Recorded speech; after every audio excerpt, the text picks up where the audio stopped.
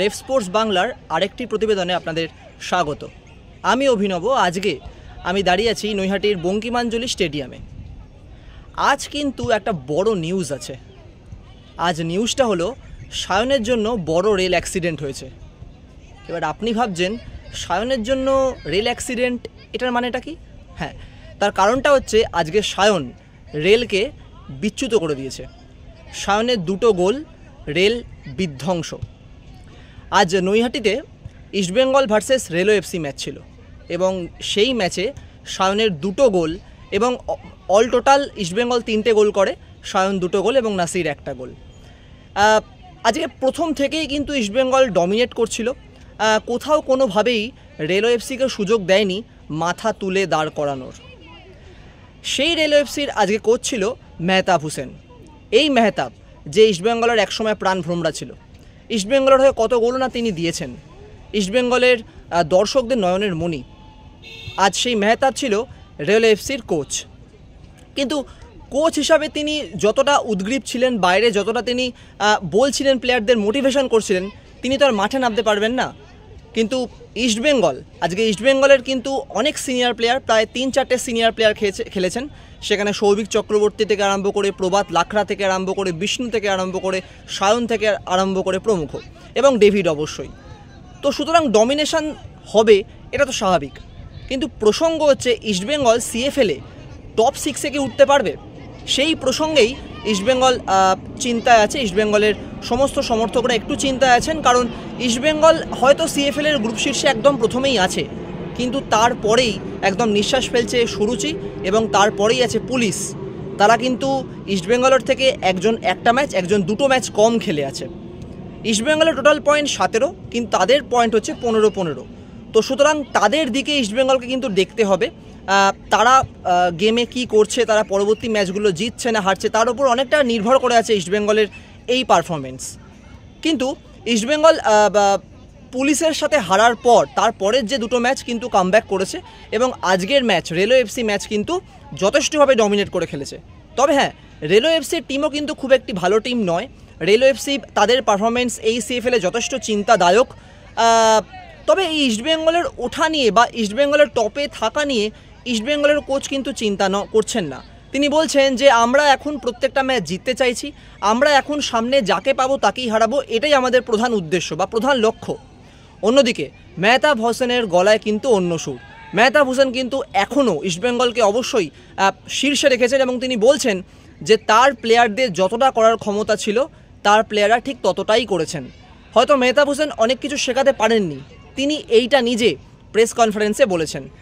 এবং তাকে যখন জিজ্ঞেস করা হয় যে ইস্টবেঙ্গলের এই টিমের সায়ন কেমন খেলছে বা ইস্টবেঙ্গল কেমন খেললো, তখন তিনি বলেছেন যে একটা বড় টিম যেভাবে খেলে ঠিক সেভাবে খেলেছে।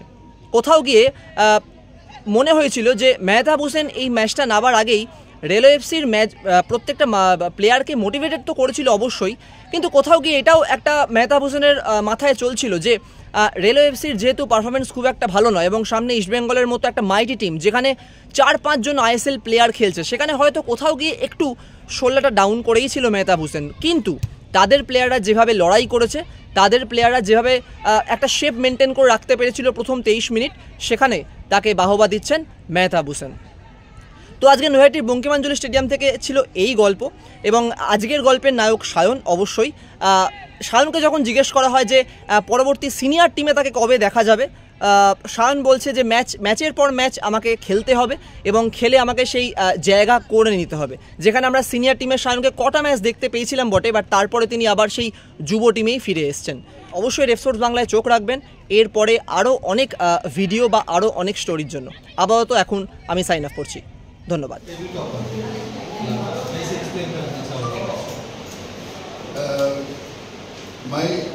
Our plan is I am congratulating my boys. Still, we not looking for what is the table top or what is other.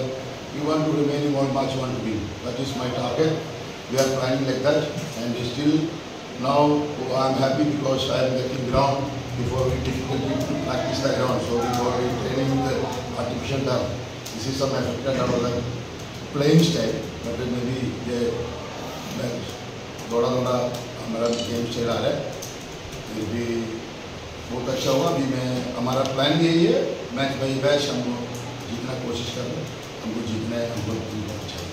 लेकिन सुपर सिक्स तो अभी भी डाउटफुल है। मैं अभी मेरा वो सोच नहीं है अभी, ये हमारा हो गया तो हो गया। अभी पास क्या है वही हम लोग देखते हैं। हमारा 2 मैच बाकी है, एक जॉर्ज टेलीग्राफ, एक ये हमारा कालीगढ़ टेनिस, ये दोनों मैच जीतने हैं। बाकी क्या होगा वो देखा जाएगा बस। तो साहिल को लेके क्या कहना चाहिए? नहीं मैं बोला ना, आहिस्ता आहिस्ता मेरा ये अच्छा वाला साइन। ठीक है देखा हम लोग बोला दो सायन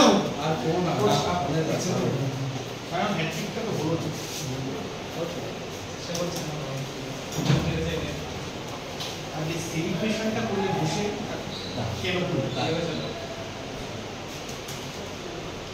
কতটা তুমি মানে day by day game improve করছে, প্রত্যেক সমর্থকেরাও তোমাকে নিয়ে একটা আশা প্রকাশ করছে, এই বিষয়গুলো কী করে দেখছো? নিজের মোটিভেশনটা ধরে রাখা বা নিজের ফোকাসটাকে ক্লিয়ার রেখে এইভাবে খেলে যাওয়া প্রফেশনাল প্লেয়ারকে প্রত্যেককে ইমপ্রুভ করতে হবে। আমি সেটাই চেষ্টা করছি। সিনিয়র দলে যখন একটা সময় ছিলে কয়েকটা ম্যাচে সুযোগ পাচ্ছে, তারপরে বেশ একটা ভালো দলের সঙ্গে ফিরে গেল, আবার ফিরে আসার জন্য যে লড়াইটা, এই লড়াইটা তুমি কী করে করছো বা কতটা তোমার ইচ্ছে যে আবার আমি সিনিয়র দলে জার্সি গায়ে শুরু করে সেটা নিশ্চয়ই চেষ্টা করছি। সিনিয়র ভালো গেলে সিনিয়ররা চেষ্টা করছি। আজকে তুমি জোড়াগুলো কাকে ডেডিকেট করছো? মালারকে ওটা বলি দিই আচ্ছা ওকে স্মরণ করে। আর প্রশ্ন আছে? Thank you. এটা একটা পছন্দের দলের বিরুদ্ধেই, তাও শেষটা হয়তো সেই পছন্দের মতো হলো না, ঠিক কী কারণ? দেখো, আমাদের প্লেয়াররা ট্রাই করেছে যতটা ক্ষমতা তার উপরে চেষ্টা করেছে, হয়নি, কিন্তু তারা হার্ডওয়ার্ক করেছে। আমি বলবো না যেটা আমি শিখিয়েছি সেইগুলো চেষ্টা করেছে। গোল খাওয়ার পরে আমাদের ফার্স্ট গোলটা যদি ওখানে ভেতরে না নিয়ে গিয়ে কর্নার করে তো হয়তো এটা হতো না, এইটা হতো না, ওইটা হতো না, এটা আমি এক্সকিউজ দিই না। আমাদের মিস্টেকে আমরা গোল খেয়েছি, কিন্তু তারা প্লেয়াররা খুব ট্রাই করেছে যতটা ক্ষমতা, আমি বারবার বলছি যতটা ক্ষমতা, আমরা তার থেকে বেশি আমরা চেষ্টা করেছি। 23rd মিনিট অবধি আমরা এত সুন্দর শেপ রেখেছিলাম, মানে খুব একটা কোনো প্রবলেম হচ্ছিল না পুরো টিমে। এই একটা গোলেই কিন্তু পুরো প্লেয়ারদের মোটিভেশনটা পুরো নষ্ট হয়ে গেছে। আর এই গরমে শেপ 90 মিনিটস কি 90 মিনিটস খুব ডিফিকাল্ট, কিন্তু তাও যদি তোমাকে টপ লেভেলে খেলতে হয় তোমাকে শেপ মেনটেন করতে হবে, তুমি কার এগেনস্টে খেলছো সেটাও মনে রাখতে হবে। তো হয়তো আমি সেটা বোঝাতে পারিনি, আমার দোষ। প্লেয়াররা চেষ্টা করেছে, আমরা হেরেছি, কিন্তু ইস্ট বেঙ্গল অফকোর্স ডিজার্ভ করে উইনের জন্য। যেটা যেই কোয়ালিটি প্লেয়ার আছে আইএসএল টিম থেকে, সিনিয়র টিম থেকে 3-4 জন, ডেভিড, সৌভিক, তারপরে আমাদের বিষ্ণু, ডিফেন্সে তোমার লাখরা, এই ম্যাচটার জন্য ইনক্লুডিং করেছে। তো ডিফারেন্স তো হবেই। দেখো, একটা প্রিমিয়ার লিগ, তারপরে এলএফসি অলরেডি মোরাল ডাউন আছে, সেখানে আবার আইএসএল প্লেয়াররা তাও যতটা, আমি বারবার যতটা ক্ষমতা তার মধ্যেই চেষ্টা করেছে প্লেয়াররা। তারপর সেকেন্ড হাফে যখন আমি গৌরবকে নিয়ে এলাম, সায়নকে নিয়ে এলাম, আমরা অনেক বেটার ফুটবল খেলছিলাম। এবার স্ট্রাইকারের সারা পৃথিবীতে অভাব, আমাদেরও টিমের স্ট্রাইকারের অভাব। যে সেটা খেলছিল প্রথমে, সেই সেটা একটু প্রবলেম, ইঞ্জুরি হয়েছিল, সেই মাঠ থেকে উঠে গেল। যে তার স্পার্ক আছে, হাইটটা ভালো, উইন করতে পারে, এই গেলে সে উঠে গেল। সেকেন্ড হাফে আরেকজনকে নামাতে হলো।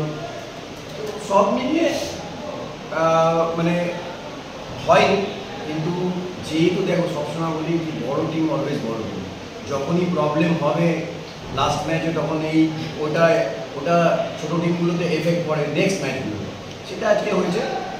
কিন্তু আমি বলবো 23rd মিনিট অবধি উই প্লেইং ওয়েল। কেন অ্যাজ এ ডিফেন্সিভ অর্গানাইজ যদি বলো খুব ভালো রেখেছিল। যদি ওই গোলটা যদি না হতো মেবি আরও আমরা একটু লাস্টিং করতে পারতাম। ইস্ট বেঙ্গল টিমটা কেমন দেখছো? খুব ভালো সাইড, কোয়ালিটি অফ প্লেয়ার ভালো, কম্বিনেশন ভালো। তারপরে একটা টিম দীর্ঘ বছর ধরে খেলছে একসাথে, অনেক প্লেয়ার এখানে আছে দীর্ঘ বছর ধরে কন্টিনিউ করছে, আন্ডারস্ট্যান্ডিং ভালো, কে কোথায় যাবে, কে কোথায় দাঁড়াবে, কোন শেপে দাঁড়াবে, এগুলো তো ম্যাটার করে। আর রেলএফসি টিম হয়েছে ট্রায়াল দিয়ে এই গ্রুপ থেকে নিয়ে এসে যতটা তার ক্ষমতা তার মধ্যে থেকে টিম করার চেষ্টা করেছে, তো ডিফারেন্স তো হিউজ হবে।